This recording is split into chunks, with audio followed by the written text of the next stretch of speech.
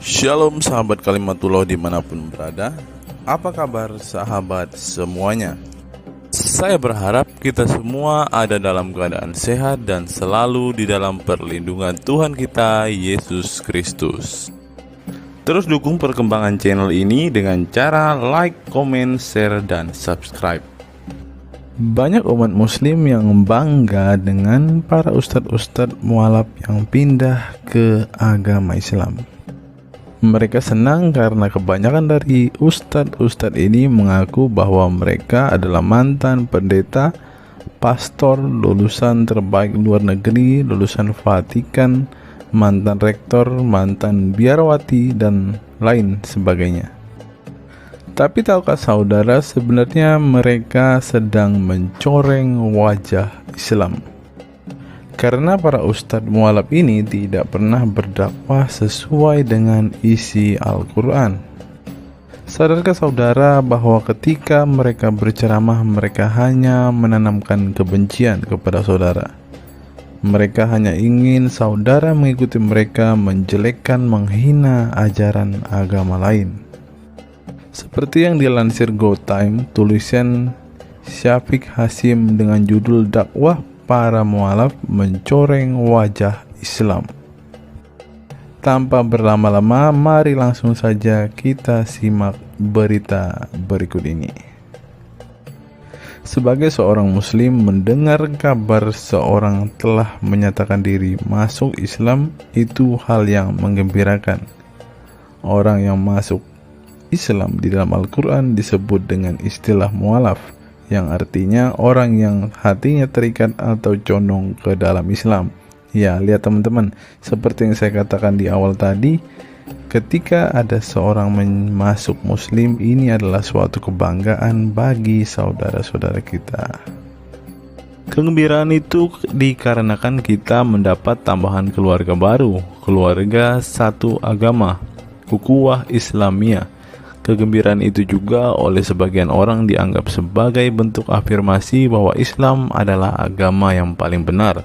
Buktinya banyak orang yang masuk ke dalam agama ini. Sebaliknya, apabila ada orang yang keluar dari Islam, maka hati kita tersayat sedih dan merasa kehilangan. Kita kehilangan saudara satu agama. Memang banyak orang yang masuk Islam, namun banyak pula yang kita tidak tahu bahwa orang keluar dari Islam dan masuk agama lain. Konversi agama adalah gejala lama dan biasa terjadi di kalangan masyarakat beragama. Kita boleh gembira dan sedih atas konversi agama, namun dalam batas yang wajar saja. Sebagai mualaf, pada umumnya pengetahuan mereka tentang Islam sangatlah terbatas karena mereka baru masuk Islam. Namun fenomena yang terjadi dakwah mereka mencerminkan bahwa seolah-olah mereka lah yang tahu segalanya tentang Islam. Hal itu mengecualikan bagi mualaf yang memang memiliki latar belakang pengetahuan akademis tentang Islam yang mendalam sebelumnya. Materi dakwah para mualaf tersebut sangat membakar karena pada umumnya apa yang mereka sampaikan adalah latar belakang dan alasan-alasan mereka pindah agama, walaupun terkadang ya mereka hanya merekayasa saja teman-teman. Disinilah kemudian muncul narasi buruk tentang agama yang mereka peluk sebelumnya. Ceramah seperti itu memang cukup menarik minat banyak kalangan, terutama kalangan awam. Mereka menarasikan supremasi Islam atas agama-agama lain. Kita mengenal Irene Handono, Felix Xiao, Bangun Samudra yang mengaku lulusan S3 dari Vatikan, Yahya Waloni, Hani Kristianto, dan masih banyak yang lainnya yang isi materi ceramah mereka menjadikan agama lambanya sebagai bahan olok-olokan dan bahan hinaan, seolah-olah agama yang mereka peluk dahulu bukan agama yang serumpun yang merujuk pada tradisi Ibrahim. Mereka mengolok bagian-bagian prinsipil dari agama yang mereka peluk sebelumnya. Pertanyaan kita adalah, apakah dakwah seperti ini dianjurkan oleh Al-Quran? Al-Quran dalam surat Ali Imran ayat 104 menyatakan, "Dan hendaklah ada di antara kamu segolongan umat yang menyerukan kebaikan, memerintahkan kepada ma'ruf dan mencegah dari yang munkar. Ayat tersebut terutama pada penggalan dan hendaklah di antara kamu mengindikasikan bahwa tidak semua kita sebagai umat Islam dituntut untuk berdakwah. Dalam ayat Al-Quran yang lain dinyatakan bahwa dakwah hendaklah dilakukan oleh mereka yang mampu menyampaikan Islam dengan hikmah, kebijaksanaan, ujaran kebaikan, dan jika keduanya tidak mungkin maka baru menggunakan cara perdebatan wajadilum bilati hiya ahsan. Model dakwah yang dilakukan oleh para mualaf di atas dengan menjelek-jelekan agama mereka sebelumnya itu akan menimbulkan efek yang lebih buruk bagi kita umat Islam sendiri, apalagi bagi umat agamanya yang diburuk-burukan. Jika kita memakai pertimbangan Islam, Al-Quran sendiri melarang kita menjelek-jelekan sesembahan agama lain dalam keadaan biasa maupun dalam keadaan berdakwah.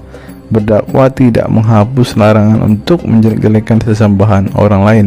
Sesembahan agama lain saja tidak diperbolehkan untuk dijelek-jelekan, apalagi Tuhan Ahlul Kitab. Tapi pada kenyataannya para ustadz-ustadz ini menjelek-jelekan agama-agama mereka yang sebelumnya.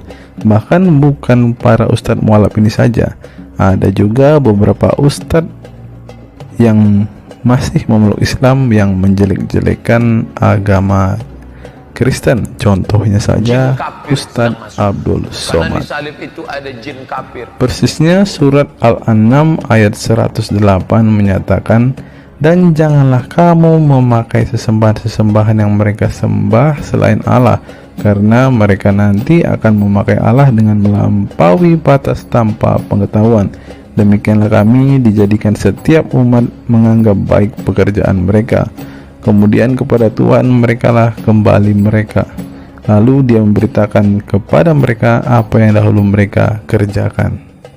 Seorang mufasir klasik yang sangat kredibel, Ibnu Katsir, dalam tafsirannya, Tafsir Ibnu Katsir menjelaskan bahwa Rasulullah melarang orang-orang beriman untuk membenci hal-hal yang disembah oleh kaum politis musyrik, meskipun hal itu bisa mendatangkan kebaikan. Mengapa demikian? Rasulullah memandang jika perbuatan tersebut justru akan menimbulkan kemudaratan yang jauh lebih besar daripada kemaslahatan. Masih dalam tafsirnya, Ibnu Katsir menjelaskan jika Rasulullah merasakan bahwa perbuatan caci maki tersebut akan menimbulkan balasan yang lebih keras dari kaum musyrik untuk mencaci maki Allah SWT. Padahal Allah adalah Tuhan yang maha suci dan mulia. Lihat tafsir Ibnu Katsir juz 7 halaman 268. Saling balas caci mencaci tentang sesembahan adalah hal yang oleh Rasulullah dianjurkan untuk dihindarkan, karena hal tersebut akan menyebabkan daur kebencian. Peringatan yang demikian ini nampaknya tidak didengar oleh para pendakwah mualaf seperti Irene Handono, Felix, dan lain sebagainya. Mereka lebih senang menuruti hawa nafsu mereka anggap sebagai proses penyampaian kebenaran, padahal hal itu dilarang oleh Allah. Lebih baik hawa nafsu untuk menjelek-jelekan agama mereka terdahulu dialihkan untuk mendalami Islam yang lebih dalam dan lebih jauh, belajar ilmu-ilmu keislaman seperti nahwu, syaraf, tafsir, ilmu hadis, usul fikih, ilmu kalam, dan sebagainya, lebih bermanfaat bagi para pendakwah mualaf ini. Dalam perspektif kemanusiaan, dakwah model di atas justru menyebabkan disharmoni yang saling curiga antar umat beragama.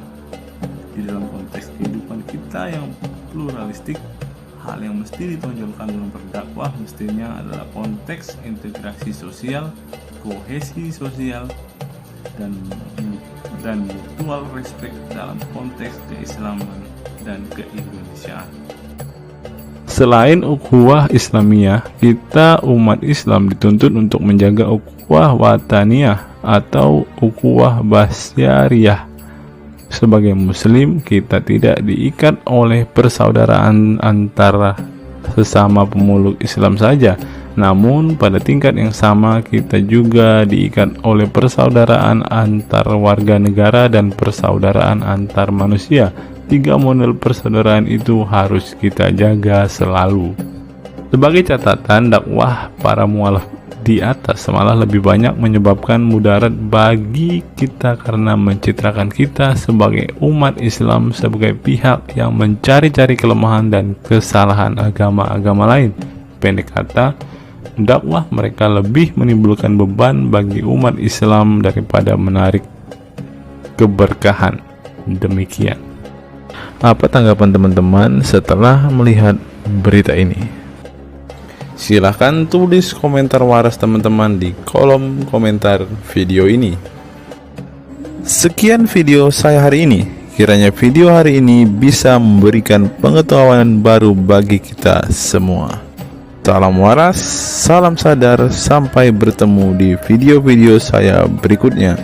Tuhan Yesus memberkati kita sekalian.